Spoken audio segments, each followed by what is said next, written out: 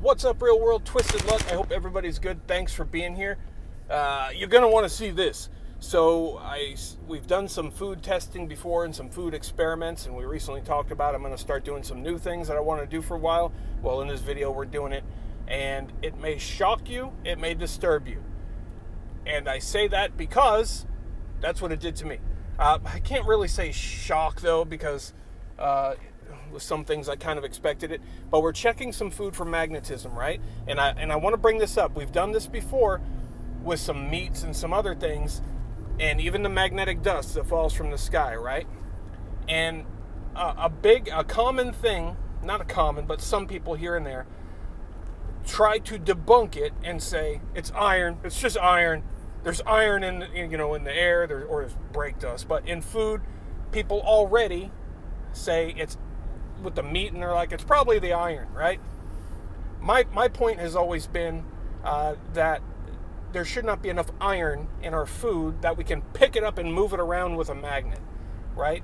These are like, there's a small amount of milligrams per serving, right, when this iron is in there. So that's not substantial. I'm going to debunk that in this video, and we're going to see that in this video. We're going to see that it is not iron, and I'm going to show you. You're going to see, as I found, I got to give some credit to my wife, because she had some ideas as I was doing this, and I said, that's a perfect idea, and let's do it. And I also want to learn too. So I learned some things from this. And is iron magnetic? Yes, iron is magnetic. Such a small, minute amount. Would it be magnetic? I don't think so, right? I don't think enough to see. But we're gonna get into it here. We're gonna test some things. The results might surprise you. We did a few things in here. I said I was gonna do Cheerios and the other one, the Tostios, the Walmart brand Tostios. We did those two, and we did a couple others too. We did Rice Krispies and we did Corn Flakes in this video. We got some more to do, and we're gonna do more. But in this video, we're gonna do these ones, and the results may or may not be what you think they might be. I personally was surprised, and I'm going to give you some details, and we're going to compare these things, and you're going to see for yourself why this iron thing is hereby debunked. Still, there's going to be a person here or there, they're going to be like, it's still just iron. How they would justify saying that, I have no clue. But I now am confident it ain't iron, and I know most of you are also going to be like, oh, well, that was a perfect way to show that it's definitely not iron.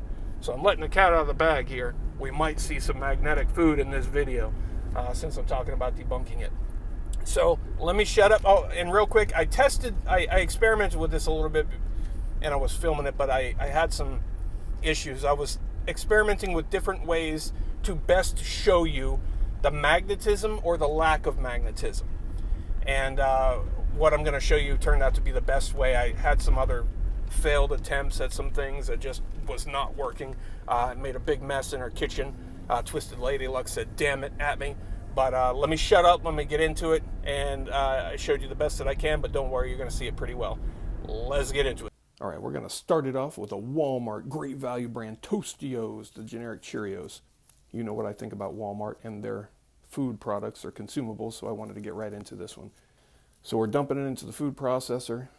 We're going to grind it up, pulverize it, put a little bit in there, can't forget that one. We want to get this as fine as we can.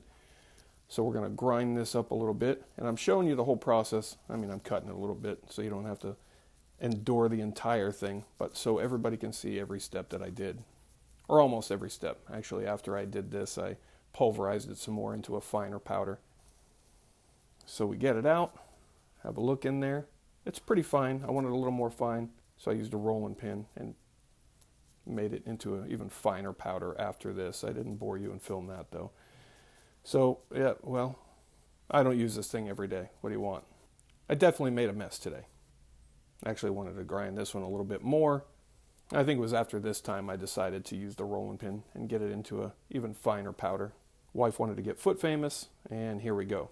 So I'm using a rare earth magnet that I'm holding underneath the paper. I'll show you that magnet so you can see what's going on underneath the paper. Now look closely and you will see little bits of cereal moving all around on this paper. The movement you're seeing is not from the paper moving or my moving the paper. Look closely at this thing and you'll see it. Actually, sometimes the little bits will actually move up, like the paper is at an upward incline, and the little bits are following the magnet up and down. I'm moving it back and forth so you can see the bits following the magnet. I'm using a long rare earth magnet. So what we are seeing is something magnetic in our food. We're going to talk about the iron. In this one, 14 grams per serving. So if you think it's the iron, keep watching. I don't know about you, but it disturbs me when we find that our food is magnetic. Look at all that. Look how much is moving around.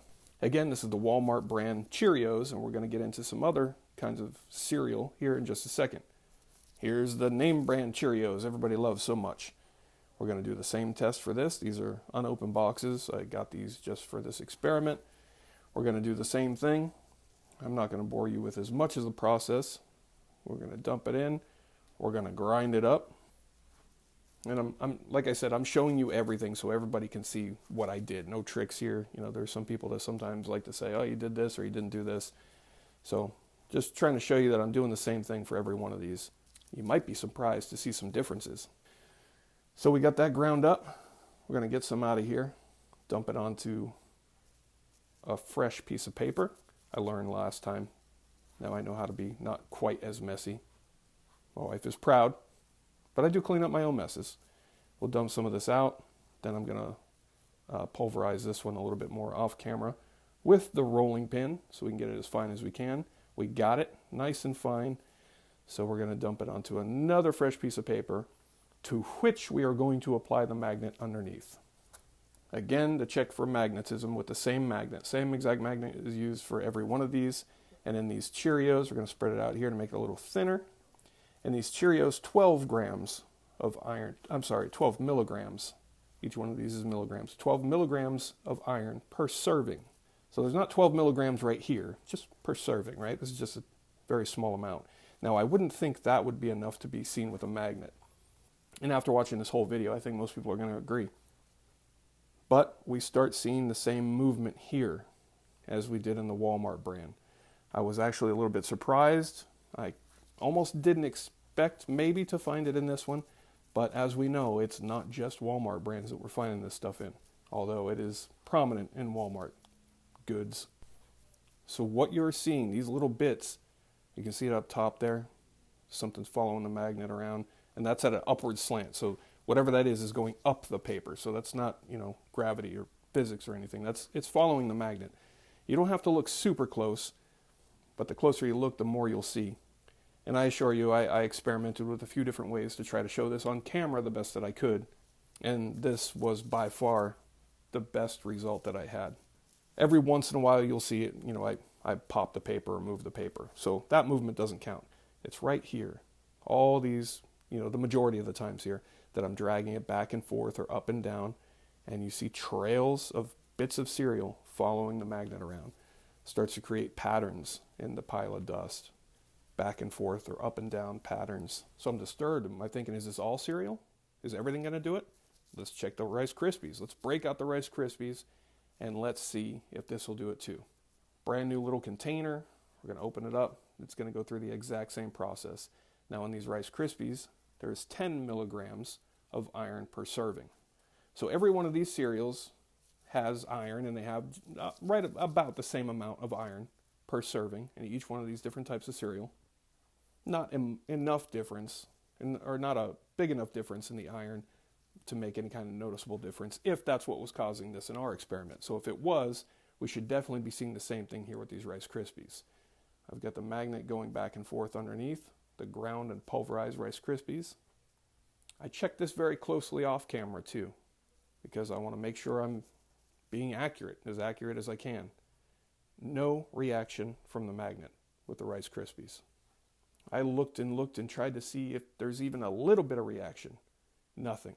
So if it's iron causing it, this just doesn't make sense. I tried for several minutes. Don't worry, I'm not going to show you the entire several minutes, but I tried to see if I could see something. I did it off camera. I looked very close.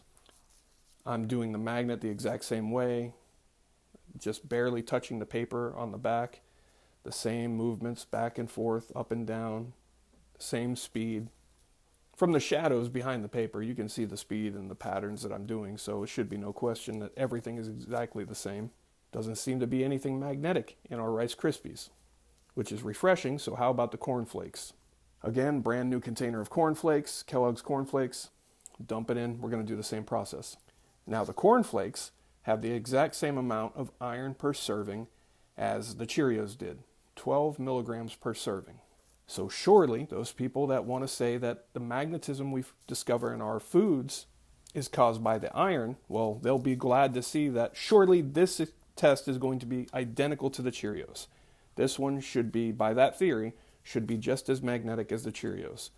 Again, it came out of here, got pulverized with the rolling pin into this fine powder we see right here, putting it onto the piece of paper. We're going to test it with the exact same magnet.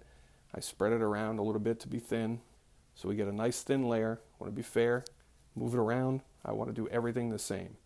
Here we go. We should see the same that we saw in the Cheerios. I'm moving the magnet back there already.